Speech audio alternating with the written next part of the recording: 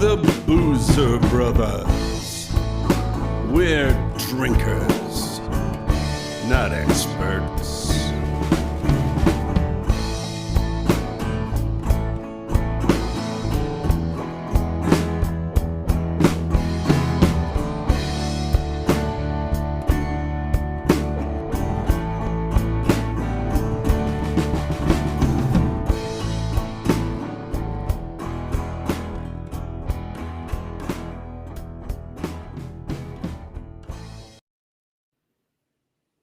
Welcome to Boozer Brothers episode 1.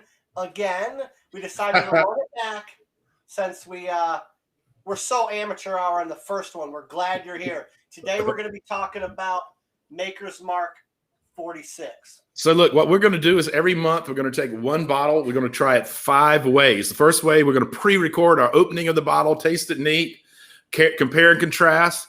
We have a segment where we try it cold 2 different ways.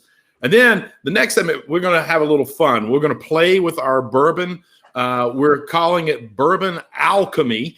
And we're going to have a little fun with mixing it up a bit. We are going to get in the lab, so to speak. Because we are experts, not experts. We're not experts. Clearly, not even on the broadcast. Drinkers, not experts. Exactly. All right. So listen, like I said, we're going to be doing this two different ways in the next segment. But this segment, we are doing our first openings of the bottle, Mark, right? You and I both opened the bottle fresh and recorded our instant thoughts on it. You are going to be the first one. So if you're ready for this, sir, this is my first seeing of it, by the way. It'll be your first seeing of the recording of mine, too. Not only am I my first seeing, my first taste of Maker's Mark of any sort ever. All right. Well, let's go to the tape. All right, here we go. Tasting. First taste for the Maker's Mark 46. I have, strangely enough, never had any Maker's Mark. So, I know it's very good. I have one collectible bottle, 192 Blue Wax unopened collectible bottle. I think it's worth like $300 or $400. If anybody knows about that, let me know. So here I go. I'm excited for this. Maker's Mark with the classic wax top. I'm not sure the specified label. I'll do like this. That's cool. The wax is definitely very brandable. Very cool top.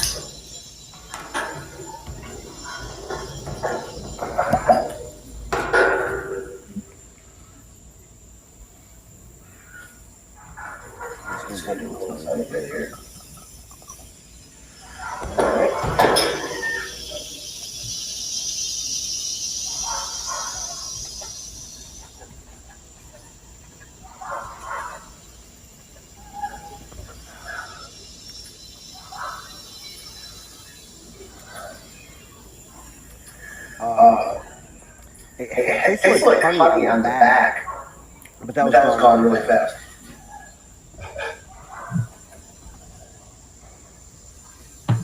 It's very sweet. Not strong at all.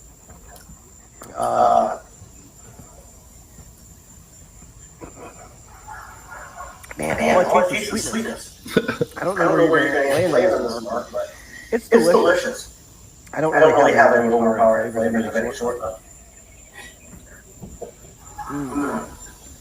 That's good. All right, Mark, that's an interesting first take. I'll admit I'm coming to this as a person who's had plenty of Maker's Mark. And when I turned 46, all my friends thought it would be a fantastic gift and very unusual and unique to give me a bottle of Maker's Mark 46. They all thought it was going to be. They all thought that they were being the unique person. Wow. And so I have had quite a bit. So I might be coming to the taste with some preconceived notions. But here's my first take on this particular bottle. I'm excited to break this bottle open. I had it before, so I know I'm going to like it. Maker's Mark 46.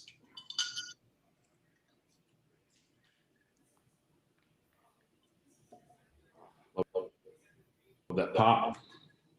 Yeah, but you immediately know I'm working on that echo. Maker's Mark. Wonderful nose, That's the only rich. technical problem we have in this episode. We're doing good. Let's have a little taste of it now. Yeah, you get a nice extra oakiness to it. A little tiny hint of cinnamons, buttery. Let's have that. This didn't happen in the test. Oh wow, the oak is really present in the first part of the taste, and the buttery, and it's just in the right amount of burn. I think this is a 70 corn in the mash, and a little beef, so it gives you that meatiness along with the oak. It almost looks like bread.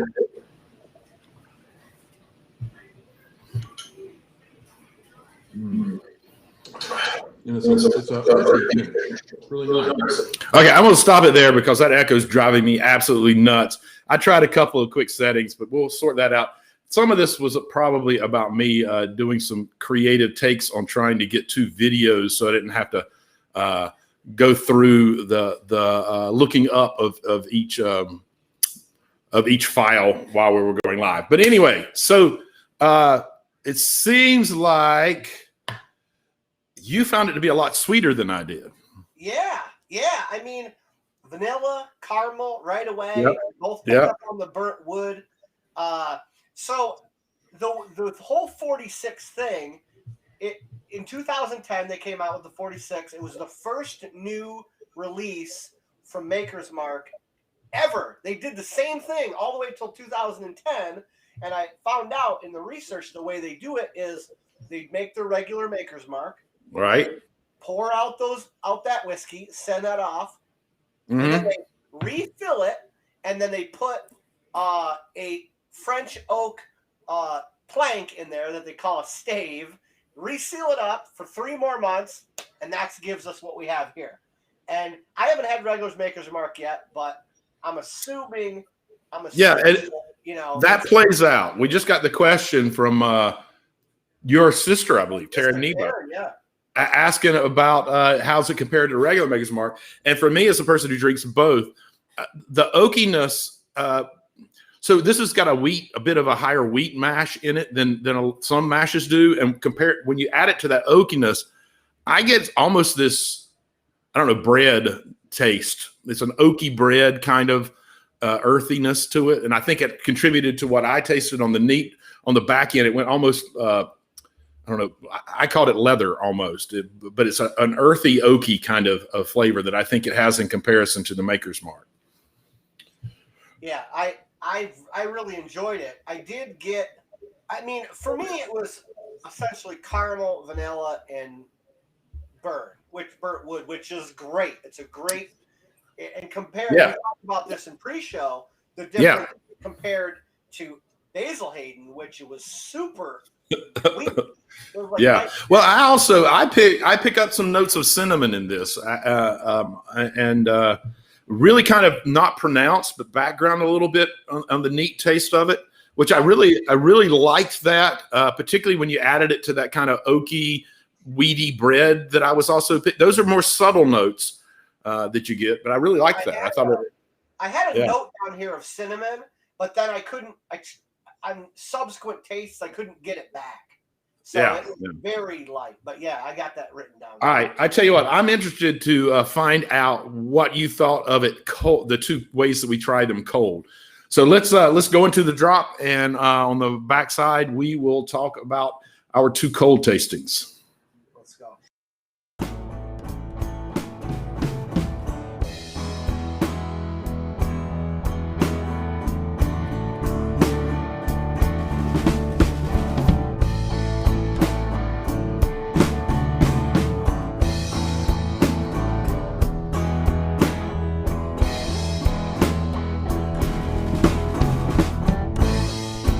Just taste.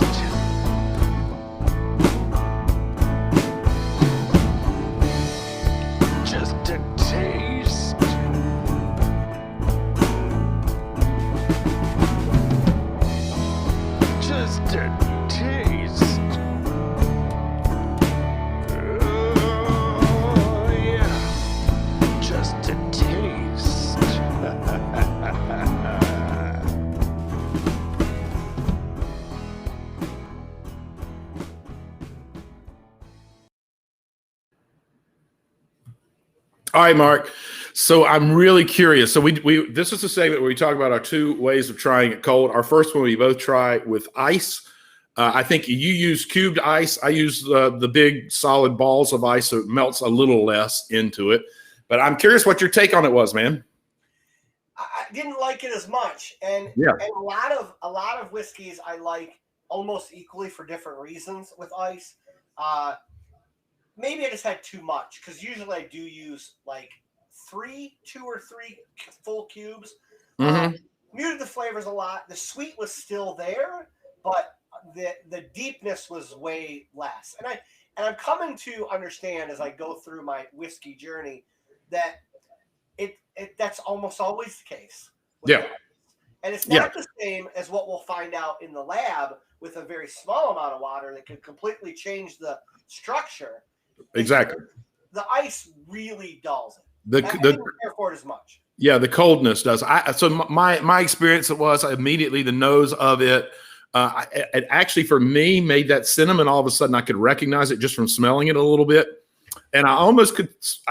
It's weird to say I could smell the burn, but I could tell it was going to have a little bit of a bite to it, and then very faint smells of vanilla oak, which have been present kind of through all of our tastings of it.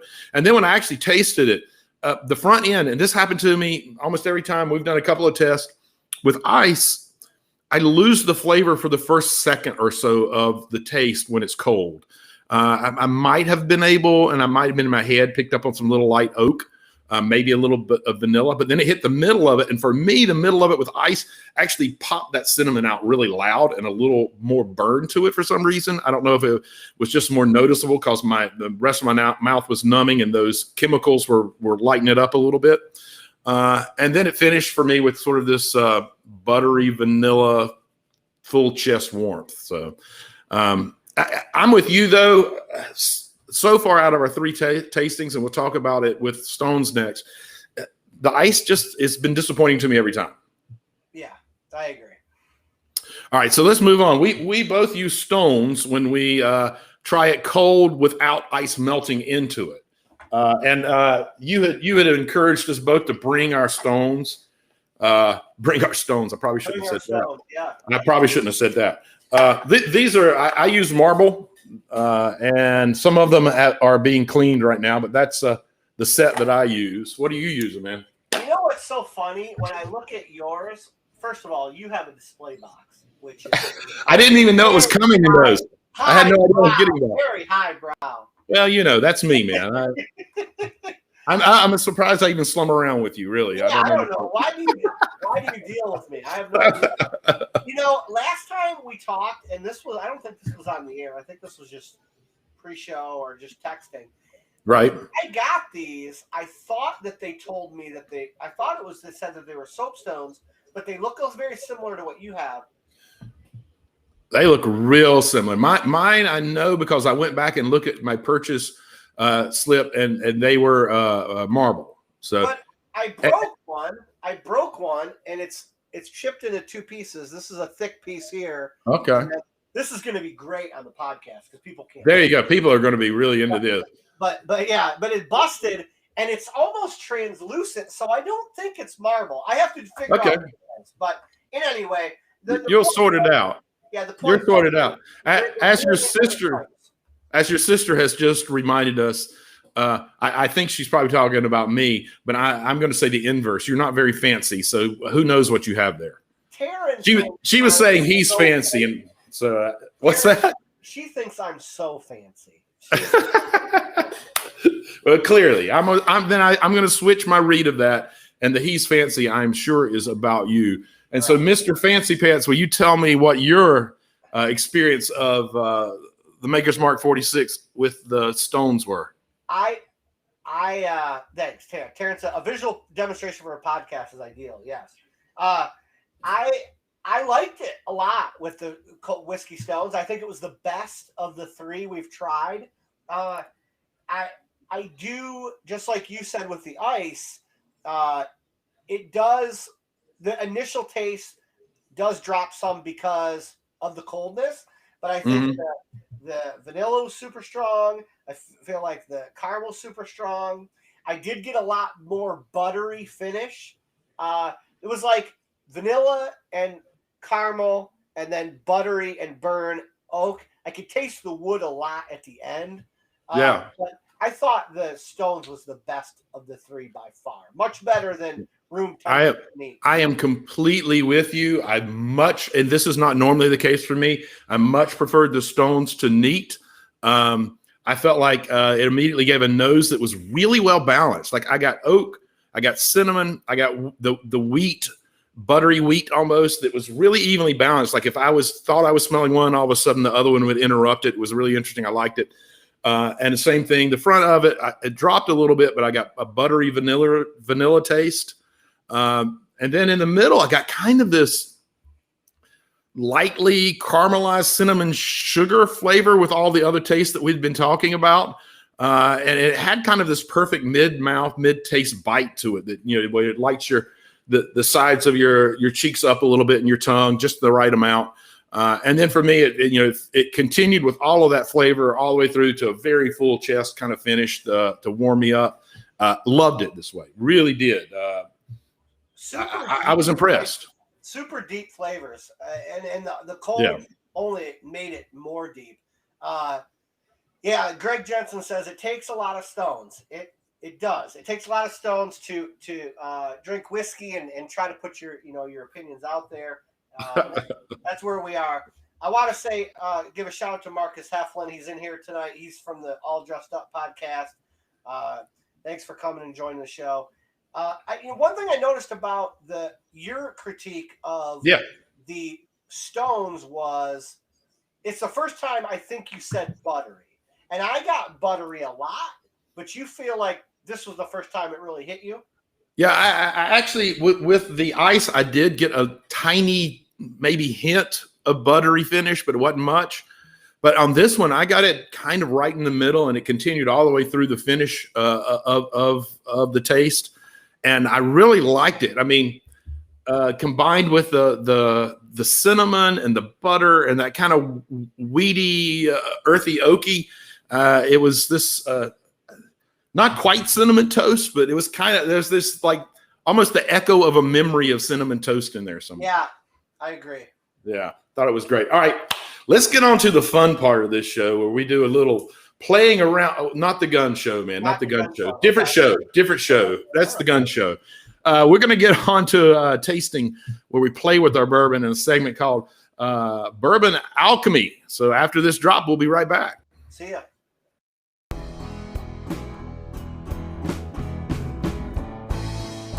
Just a taste.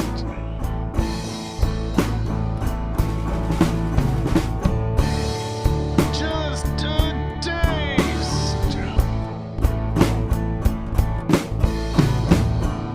Come on now, just a taste.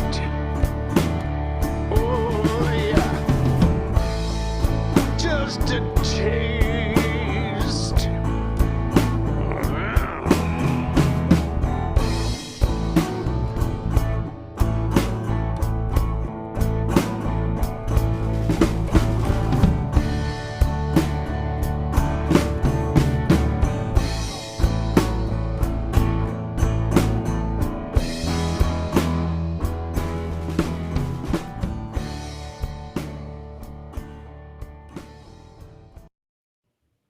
Okay, Mark. So I like your goggles, appropriate for some alchemy.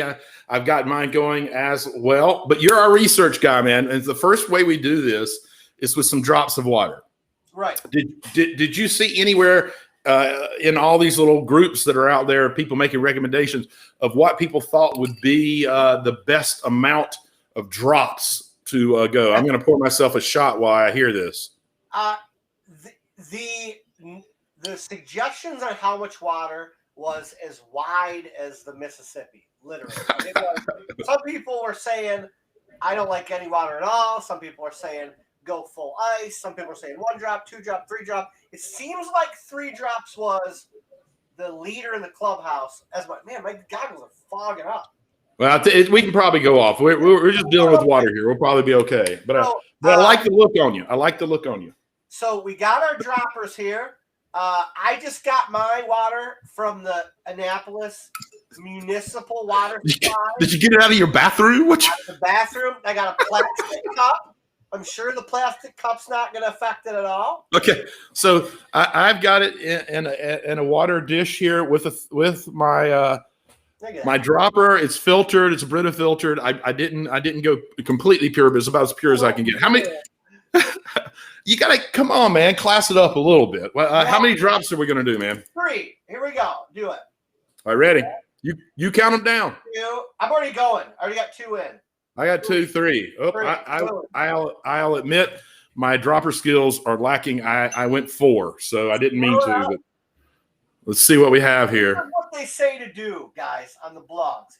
Yes. Well, you're supposed to. You gotta have it. You gotta have it mixed through. You gotta give it a chance to do some chemical interactions there. All right, let's give it a smell.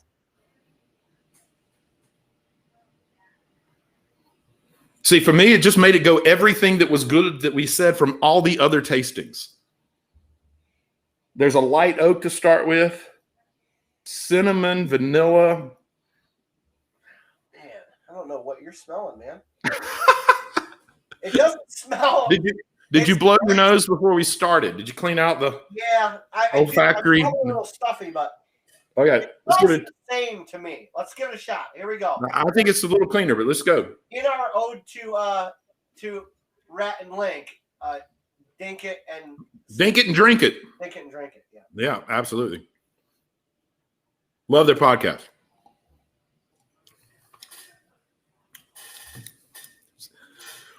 I tell you, it completely, almost no burn now.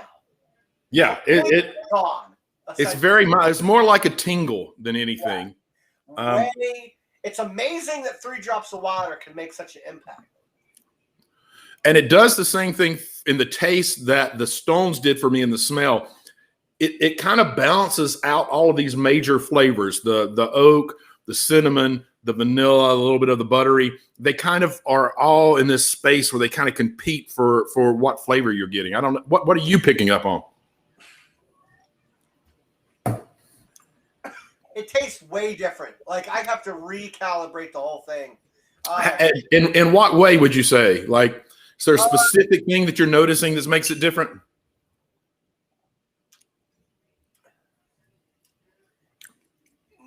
No, it's sweet still. Especially the finish.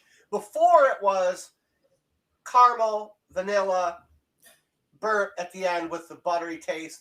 Now at the very end, I get like if it was a graph, it ramps up at the very end. Like the last thing I taste is sweet. And it's still, even though we've got mostly just a tingle in the mouth of the bird, it still gets that full warmth in the chest. But after you get that mouth the air a little bit without taking in anymore, and see if you don't get that smooth buttery end after it warms your chest. Yeah, it's almost physical. I mean, you can almost feel a buttery because it's that present. This is even better like this. I agree.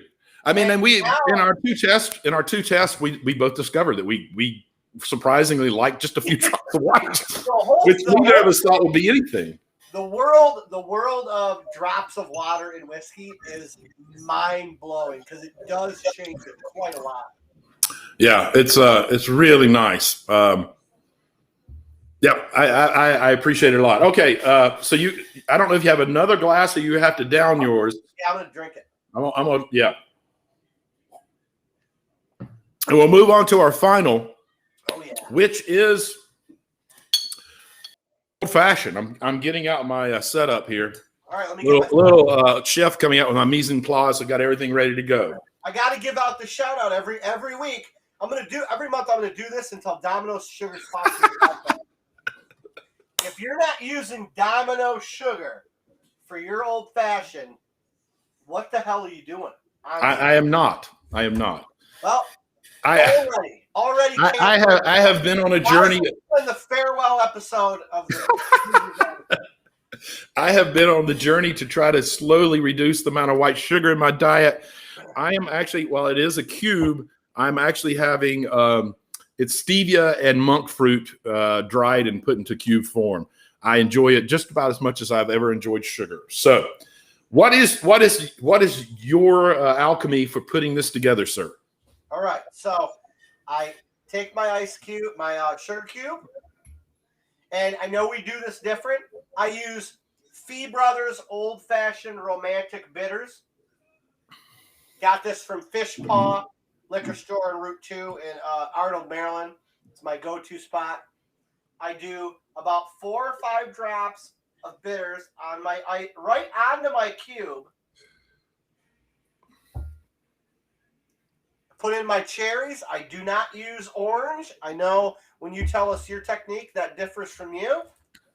And I put in 1.5 ounces of whiskey. That's my recipe for old fashions. How do you do it? All right. Well, I've put my cube in. I do the same. We use a little bit different kind of bitters, but this is my go-to. I do the same with. I do about 3 drops of bitters on my cube. Take my muddler, crush that down, coat the glass a little bit. I don't have my jigger, so I'm just going to eye it up. Usually. I put a shot in there about pretty good right there. I like a little bit of club soda, just a touch. I normally just use ice, but I forgot the ice, so I'm just going to use some of my Annapolis Municipal Water Supply on the plastic. Lovely. Well, I like I said, I like ice, but I like the big ones so that they don't melt that much. So I'm going to add that into it. A little bit of orange. And then I've got some cherries that I love to put in there. I like to put just one in there that comes from Italy. Really nice. You are so very different. fancy. Hoity-toity. I also like to give my orange peel a squeeze and put those oils around the edge of that. Little known fact, Mark Sandlin actually gets his oranges from Tom Cruise. That's how fancy he is. Tom Cruise flies his oranges in specifically for the show. That is right. The inside, that's the backstage talk from the Pop that cherry in there and ready to go. So All let's right, see. What's your take? Does it work well as a mixer for a nice old old fashioned? This is the 3rd old fashioned I've made. I expect nothing less. This was really good. I'm gonna have to go ahead. Anything's better than the Basil Hayden old fashioned. Yeah, I have to say though, I think those sweet notes that you're picking up on. Mm-hmm. In some ways, it's messing up the old fashioned for me. When we add the sugar cube on top of the sweetness that's already there, it actually becomes a little sweeter of a bourbon drink than I really want, honestly. No such thing for me, man. You do like your Dominoes, so as long as it's pronounced, you're ready to go, right? You know what's funny? Greg, shout out to Kermit Ferguson, the other half of the All Dressed Up podcast popped in here. But Greg Jensen says, a fantastic harmonica player, by the way. Greg Jensen. Nice. Yeah. I love a good harmonica. Orange zest, good zing. The only thing, Greg, is I don't care for orange flavor in almost any circumstance. The only thing I like orange is Kool-Aid. I like orange Kool-Aid. I like orange Gatorade. Other than that, you would like Kool-Aid. Another very sugary drink. So I would propose that, particularly with Maker's Mark 46, that a little orange in this might make you very happy because, honestly, as a non-Kool-Aid drinker, I'm like, well, this is kind of like alcoholic orange Kool-Aid right now. What do you mean non-Kool-Aid drinker? What is that? I cannot think of the last time I drank. My kids are in their 20s, man. I can't think of the last time that I had Kool-Aid at all. You need to live a little, man. Fair enough. All right, well, dude, doesn't look like we got any questions from the folks that are tuning in now, so it's probably getting close to time to wrap this up. But Mark, I've got this idea for the podcast that I'd like to run by you. It's kind of a it's a trend right now, maybe for the last few years Crate in challenge. Are we gonna do the crate challenge? the crate. No, Oh, have you? I'm not I doing told that. you, my kids are in their 20s. I don't need to be doing anything physically challenging, not anymore. And yes, Greg, you are correct. This Mark does not drink the Kool-Aid any longer. So, You just so do here's it the like thing. Carolina Panthers. Here's the thing, Nebo. This is kind of a trend right now. And I think it might be a great thing for us to do at the end of each season after 1 year of tasting. It's called a number of things. The label that I like the most is called an infinity bottle. Have you heard of this? An infinity bottle. Never heard of it. Okay. So the idea is that at the end of a bottle, as you get down to the last shot or two, Close on this. yeah, well, keep that cap on, because here's the idea. You take an empty bottle and you put that in it. And then the next bottle of whatever we have, you wait to the last shot or two, and then you put that in it. Oh, And you make your own blend, an infinity bottle. There's even this idea that you would pass it down through the ages, where a bottle would just keep, you'd never quite let it finish out, and you keep adding to the top, and you'd pass it down generations. But I'm thinking we do it, right. And my understanding is sometimes the results are amazing, sometimes they're kind of average, and sometimes they're better than anything you've ever purchased. So, dude, I'm into it. excellent. Exactly. Marcus Eflin says jungle juice. Jungle. Exactly. Bourbon jungle juice. Bourbon My jungle mind is juice. But blown. I kind of like infinity bottle. I kind of like the sound of that. It's what we should do.